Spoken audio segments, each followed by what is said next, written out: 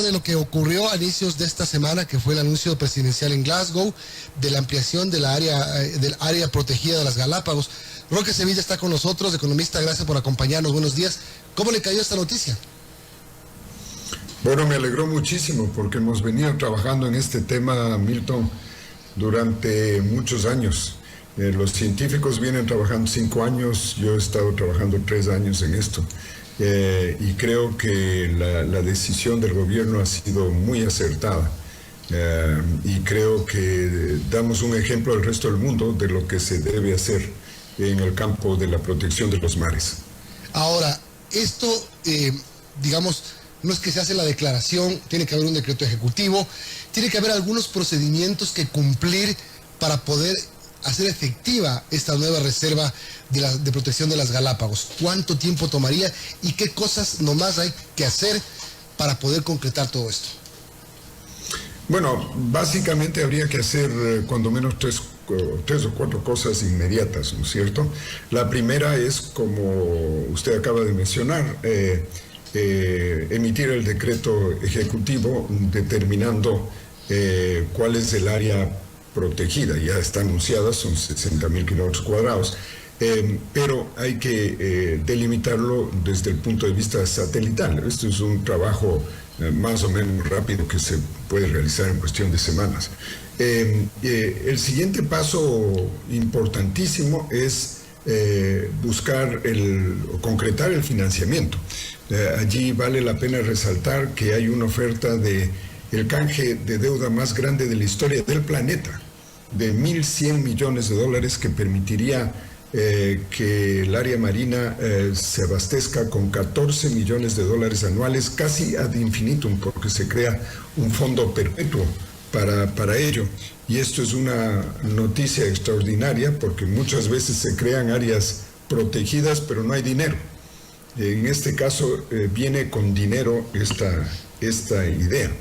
El subsiguiente paso es ya la estructuración del fideicomiso y la organización que va a administrar estos fondos, y finalmente la adquisición de los equipos que se requieren para el control y la vigilancia, los drones, el sistema satelital y los botes de alta velocidad, y todas las facilidades que se deben tener para la investigación científica respectiva y el apoyo a la pesca artesanal tanto de las Islas Galápagos como del continente.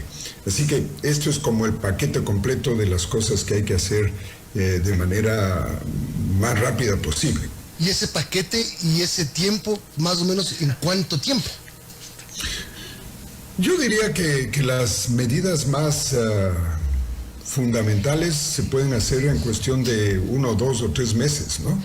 El canje habrá que concretar a lo largo de los próximos meses y eso produce el flujo respectivo para poder hacer las adquisiciones.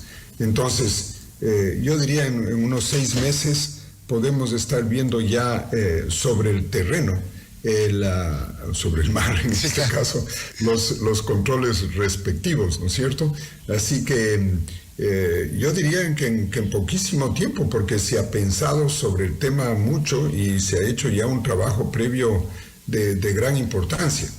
Pero yo quisiera resaltar los efectos colaterales que esto está provocando. El primero es la reacción de los países vecinos y el hecho de que Costa Rica, Panamá y Colombia se sumaron a este esfuerzo y decidieron colaborar con toda esa área de protección, porque aquí lo que vamos a proteger es lo que se llama la microvía Galápagos-Cocos, que es una cordillera submarina que une justamente las Islas Galápagos con la isla de Cocos, que es territorio costarricense. Pero hay 2 cordilleras menores, la una que se junta con Malpelo en Colombia, la isla de Malpelo, y con la isla de Coiba en Panamá. Todo esto haría que el área protegida sea una de las más grandes del planeta y sin duda la más importante del sureste del Pacífico. Así que la contribución que estamos haciendo con esta decisión al planeta en su conjunto creo que es extraordinario. 8:22, estamos hablando con Roque Sevilla, exalcalde de Quito, presidente del Grupo Futuro, sobre la ampliación de la Reserva Marina de las Galápagos. Buenos días, Roque. Sin duda es una buena noticia. Ahora yo quiero preguntarle, Roque, ¿qué diferencia hay entre la iniciativa Yasuní-ITT? Recordemos que en el 2009 el Ecuador presentaba al mundo esta iniciativa Yasuní-ITT como una propuesta emblemática que planteaba mantener 846 millones de barriles de petróleo bajo tierra a cambio de un aporte económico de la comunidad internacional. Esto falló. Después, en su momento, el entonces presidente Correa mencionaba que el mundo le ha fallado. ¿Qué puede ser diferente de esta iniciativa frente a la ampliación de la Reserva Marina de las Galápagos? La diferencia está en la intención del gobierno. Vale la pena mencionar que no fue un fracaso la iniciativa Yasuní-ITT. Justamente en la COP21 en Copenhague se debía firmar con las Naciones Unidas el fondo fiduciario que permitiría la recaudación de los dineros que la comisión que yo dirigí concretaría. Yo recibí ofertas de países tan importantes como Alemania, España, Noruega, Suecia, Francia, Italia y Bélgica, que sumaban 1.670 millones de dólares. Eso, si se hubiera firmado el acuerdo con Naciones Unidas, hubieran fluido esos recursos hacia allá. Pero esto se debía firmar el 16 de diciembre del año 2009.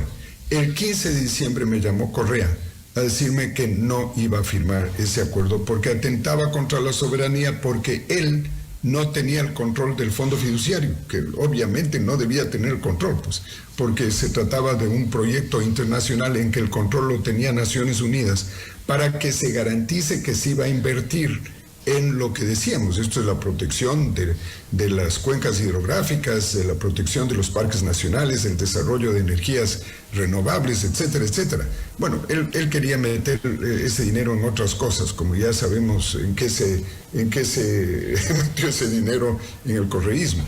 Entonces, la diferencia fundamental entre lo uno y lo otro es que aquí hay unas intenciones claras de la protección de la naturaleza, y en el caso anterior había una corrupción que ya hoy en día sabemos de qué tamaño ha sido. En el tema del canje, hablando de esta iniciativa de crear el fondo, el fideicomiso, etcétera, ¿hay intenciones ya manifiestas por parte de acreedores ecuatorianos para poder trabajar en este tema? Bueno, los acreedores son tenedores de bonos y a ellos se les va a comprar los bonos. Lo que hay es la oferta de un grupo de entidades internacionales que apoyan este canje, que propusieron este canje, y son el Banco Holandés de Desarrollo, FMO, la US Financial Development Corporation, que es la entidad norteamericana, del gobierno norteamericano, que es la entidad que está apoyando este proyecto, y las fundaciones Pew de los Estados Unidos y la Fundación Bartarelli de Italia, ambas dedicadas a la protección de los mares. Así que ellos son los que están proponiendo, y ellos tienen el recurso para poder hacer el canje y están listos para hacerlo. Simple y llanamente lo que planteaban es, si es que se hace el área marina, decisión soberana del gobierno ecuatoriano, nosotros estamos dispuestos a hacer el canje de deuda que permitiría producir este flujo de 14 millones de dólares anuales para el financiamiento del proyecto. Bueno, qué importante. ¿Qué expectativas tiene con este anuncio, Roque? Perdón, no te oí, Vera. Le preguntaba qué expectativas tiene con este anuncio del presidente. Bueno, yo tengo muchísima ilusión de que esto sea una demostración que además la protección favorece también la producción, porque este es el otro aspecto que muchas veces se plantea, ¿no? Que esto va a afectar a la pesca, y que, claro, afecta a la pesca, pero positivamente, porque las áreas marinas son los sitios de reproducción de los peces, que cuando ya han podido crecer en población, se produce el desbordamiento, el overspill que se dice en inglés. Y al filo de las áreas marinas son los lugares de mayor productividad pesquera. Tenemos el ejemplo de Nueva Zelanda y el ejemplo de Galápagos.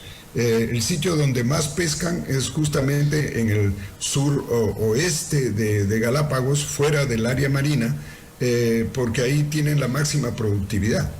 Entonces, aquí debería haber más bien una alianza entre la pesca y la conservación, porque esto, entre otras cosas, garantiza en el largo plazo los recursos alimenticios de los ecuatorianos. Así que realmente hay muchas razones para celebrar, para estar contentos de la decisión que ha tomado el gobierno. Yo creo que es un ejemplo que deberíamos continuar haciendo, ¿no? Porque este rato con el cambio climático, por ejemplo, y me voy a salir un poquito del tema, pero sigue en la misma línea, el seguir ampliando las zonas de explotación petrolera en la Amazonía no tiene sentido alguno. Lo que tiene sentido es más bien dedicarse a la producción de energías alternativas, que el Ecuador tiene capacidad tanto en geotermia como en la parte solar para producir hidrógeno verde y exportar eso en vez de petróleo, que como todos sabemos, el hidrógeno verde cuando se quema se transforma en agua y no se transforma en los gases venenosos que se emite con el petróleo. Si seguimos todo este proceso en lo que ha llamado el gobierno la transición ecológica, creo que estamos yendo por buen camino. Ahí hay una contradicción del gobierno de decir que van a ampliar todavía el área petrolera. Si dentro de 10 años no va a haber a quién vender el petróleo por el cambio climático. Así que lo lógico sería pasarnos rápidamente al hidrógeno. Cuando escuchamos todo el tema de la nueva reserva, la primera pregunta que le asalta a mucha gente es: ¿con esto se garantiza que la flota pesquera internacional, que año a año y encabezada por buques chinos amenaza a las Galápagos, se mantenga más alejada, sea más controlable, o no tiene nada que ver? No tiene, a ver, tiene y no tiene nada que ver. Tiene que ver en el sentido de que los barcos chinos en la práctica se meten en la zona económica exclusiva ecuatoriana. La Marina dice que no, pero lo que pasa es que la capacidad de vigilancia que tenemos es limitada porque no hay los recursos. Claro. Este rato, con los recursos que acabo de decir y con las tecnologías que acabo de mencionar, el control que vamos a tener de toda la zona económica exclusiva, que no son solo los 60.000 kilómetros cuadrados, sino los 750.000 kilómetros cuadrados de la zona económica exclusiva insular, van a estar bien controlados, porque vamos a tener los monitores para saber qué es lo que está pasando allí. Entonces, en ese sentido vamos a mejorar el control. Y la otra cosa es que esta alianza que se está creando con los 4 países puede multiplicarse con Perú y Chile para ser un frente mucho más sólido en las reuniones internacionales y exigirle a la China que cumpla los tratados internacionales. Ellos realmente dicen que cumplen, pero la verdad es que les importa un salado rábano. Pero el rato que hay una presión en este caso, 6 países de América del Sur, el impacto es distinto que si lo hace el Ecuador solo, ¿no es cierto? Y las armadas de cada uno de esos países van a estar vigilantes de que las flotas chinas cumplan sus obligaciones de los acuerdos internacionales. Y la otra, que usted se refería al tema de la pesca, y recuerdo que una de las primeras reacciones que vi luego del anuncio presidencial fue uno de los pescadores artesanales de las Galápagos, diciendo cómo esta protección va a aumentar la producción de pesca, como usted lo describía muy bien. La ciencia dice que hay al menos 30 especies en peligro de extinción de Galápagos. Esta nueva reserva va a garantizar que estas especies se mantengan, salgan de la lista de riesgo. A ver, nosotros por eso aspirábamos a un espacio mayor, pero sí podemos garantizar que por ahí un 70% de las especies amenazadas ya no estén amenazadas, porque van a estar controladas en el área donde migran de un sitio a otro, ¿no es cierto? Pero todavía nos queda un 30%. ¿Cuál es ese 30%? ¿Son especies más migrantes? ¿Ese 30% que nos queda son más migrantes? Son más migrantes o están en otras zonas que no hemos podido cubrir con esta zona declarada por el gobierno. ¿Cómo cuáles? Por eso nosotros planteábamos un área mayor. pero bueno, ya el 70% es un paso extraordinario, y si nosotros logramos hacer esta alianza con el sector pesquero para que ellos cumplan con la ley de pesca, con los inspectores a bordo, con las artes de pesca adecuados, con las épocas de veda, todo esto que está dentro de la ley de pesca, y gracias a la vigilancia que podemos hacer nosotros con los drones y con los satélites, bueno, las cosas van a mejorar. Yo creo que y va a surgir el concepto de responsabilidad más amplia de parte de los pescadores, que se van a dar cuenta que el buen manejo del recurso marino es en beneficio de ellos también. Ahora, Roque, yo le quiero preguntar de la experiencia por los canjes de deuda, porque este no sería el primero, quizás sí el más grande, pero recordemos que en el país ya participó en un canje de deuda en 1987 y 1989, en el cual participó Fundación Natura. Usted conocerá muy bien esto. ¿Cuál fue la experiencia de este primer canje de deuda en ese entonces, en donde, entiendo, se concretaron 10 millones de dólares para financiar actividades de protección en parques nacionales del Ecuador y de las Galápagos? Bueno, usted menciona algo que yo mismo diseñé. Yo diseñé ese canje de deuda en ese entonces, en 1987, y efectivamente fueron 10 millones de dólares que compramos con un descuento enorme. En ese entonces la deuda se cotizaba a 13%, imagínense, el descuento era del 87%.